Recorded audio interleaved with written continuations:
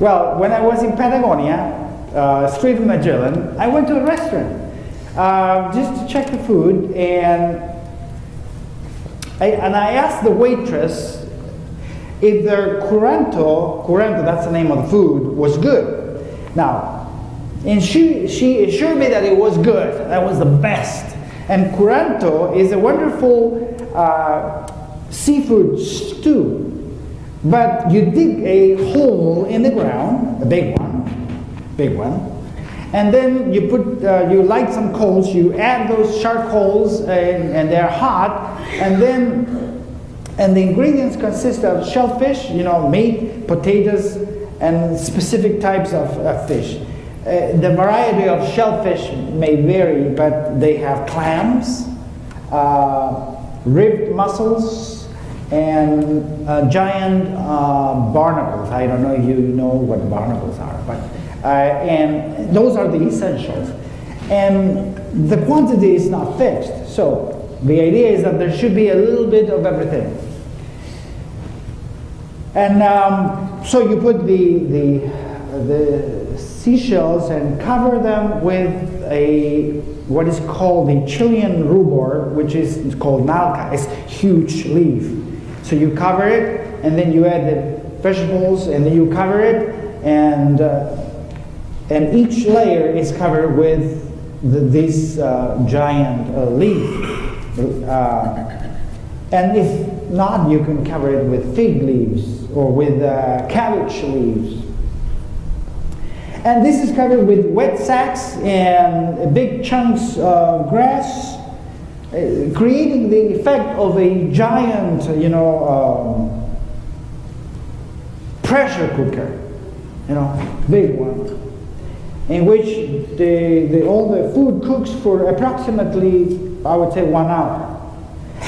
And the server assured me there's contain a lot of, very fresh clams and also shrimp and calamari and more. So I was looking forward to eating the food. So we order it, and it lacked salt.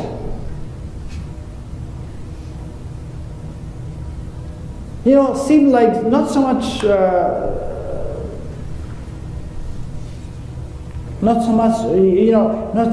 of a shake of salt had been applied to it. Not even a pinch of salt. It lacked salt. Most of the seafood had more salt clinging to it the day before that they were preparing it than it had in my bowl. It lacked salt. And though the seafood was fresh and good, and all the vegetable broth was good, the whole dish fell flat. No salt, no flavor. What a disappointment. See, the thing is, salt is such an ordinary thing of every day, and yet it is so very important. We would die without salt. I almost died there without salt. By the way, the human body contains about 4 ounces of salt. Without enough of it, muscles won't contract, blood won't circulate, food won't digest, and the heart won't beat a beat. Of course, too much of it, you will have high blood pressure and many other complications. We consume 40 million tons of salt each year. Did you know that? So it is such a simple thing, but so important for life, for our lives. And Jesus said, using this common element, you are the salt of the earth. I mean, can you imagine that? You are the salt. We're going to start again with this problem on my microphone. It's me. I think I'm moving too fast. You are the salt of the earth. Well, some of you might be thinking, well, Pastor, you don't know us, we are not all that. I know that. I have information, probably information that is very close to me. It comes from the Bible here, where God tells me that we are not all that. We're failed, flawed. But we are called, we are given an identity that we are the salt of the earth. We are meant to flavor everything. Wherever we go, and whatever we say, whatever we do, we are meant to flavor things, bring them to life.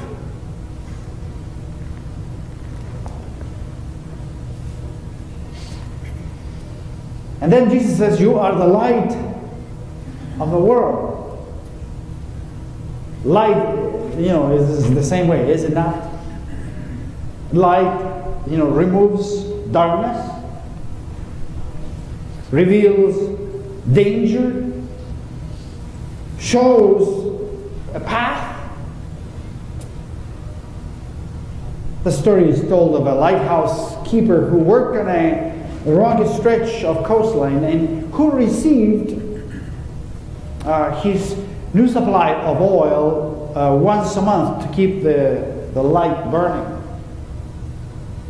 And not being far from shore, he had frequent visits from guests. And one night a woman came from the village and begged some oil to keep her family warm. And another day a farmer, asked for some oil to use in his land. And since all the requests seemed to be very legitimate, he gave them the oil. He wanted to please everyone and grant them what they needed. And toward the end of the month, he noticed that the supply of oil was very low, and soon it was gone. And the beacon light went out. The problem with that is that that night several ships were wrecked and lives were lost. And to his excuses and pleading, the reply was, you were given the oil for one purpose, to keep the light burning. Light is made to shine.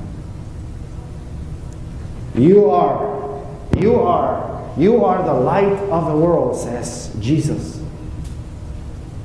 You are the salt of the earth and the light of the world, not because you are great, but because you are children of God. And especially those of you who have been baptized, you have been given a commission, a task, an important role to play, to be the earth, the salt of the earth, the light of the world, wherever you are.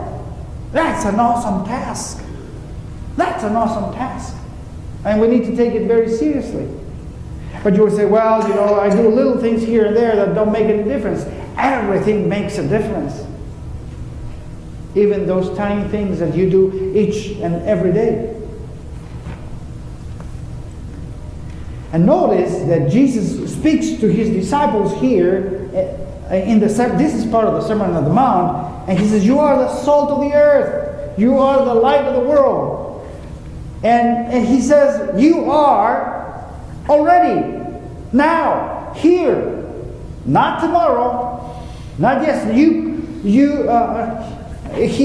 Jesus is not saying, you could be the salt of the world, or you should be the salt of the world, or you will be the salt of the world. No.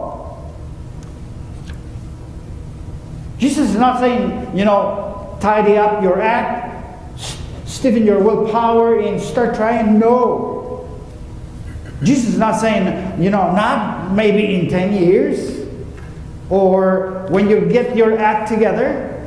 Jesus didn't say to his disciples, now guys, now go off, learn these creeds, sign this mission statement, undertake these spiritual exercises, pray for 2 hours each and every day, read 2 chapters of the Bible each day, fast and meditate, and you will start to become the salt and light of the world. No. As Christians, we are the salt and the light of the earth.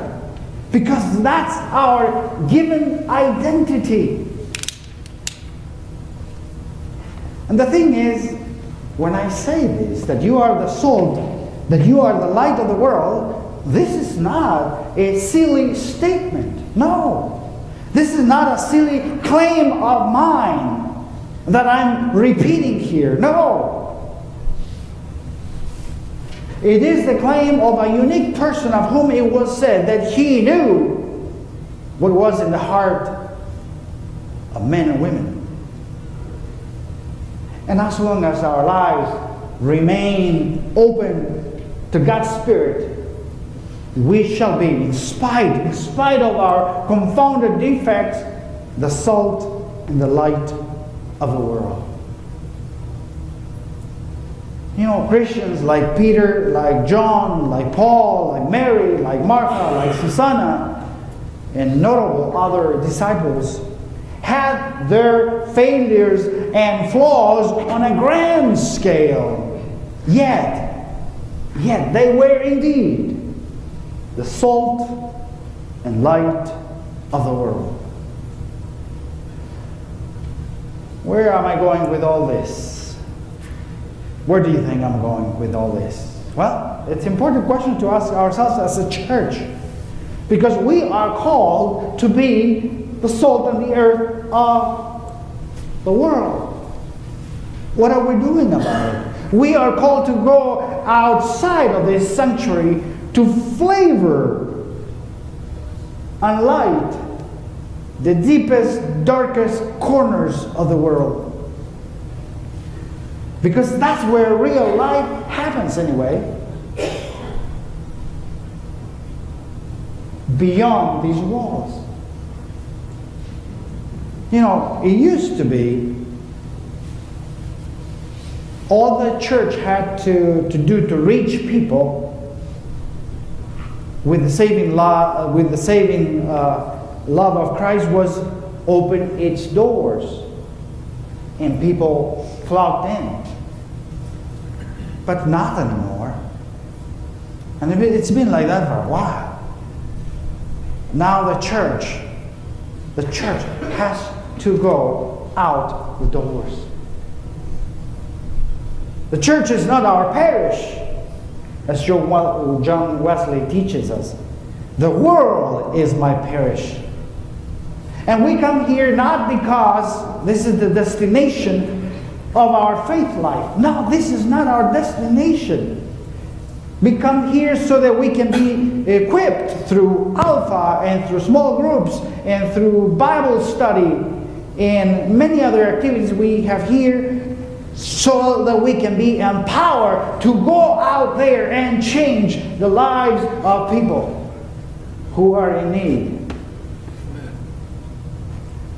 See, the thing is, we tend to measure our church's success by the prominence of the congregation. But faithful disciples can be found in any congregation. We tend to measure a church's value by numbers at worship. But while a faithful disciple may be attending a mega church, such as Willow Creek in the suburbs, it's just as likely that one is attending a tiny rural congregation that makes sure its elders or their neighbors are regularly visited, or that some of the immigrants there have food to eat. We tend to measure the church's worth by the power its members hold. Yet faithful disciples can be among the titans of commerce and among the unemployed who volunteer to help the homeless people or underprivileged children, serving others in just as much difficulty, if not more so than they are.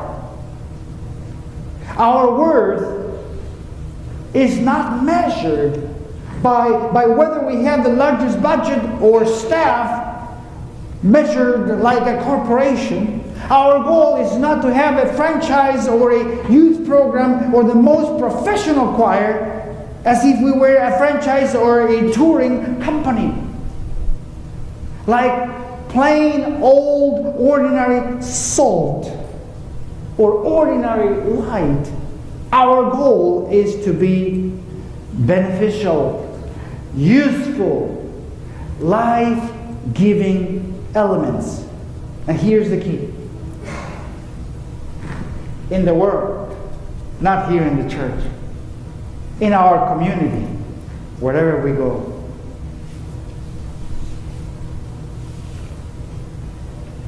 The most insignificant action or deed on our part, such as giving our place in the grocery store checkout line to a mother with a fretful baby, or a short two-line note in a neighbor's mailbox, or a smile to someone, or just lending a hand, or a hello, to the guys at the tool booth, a tall booth here.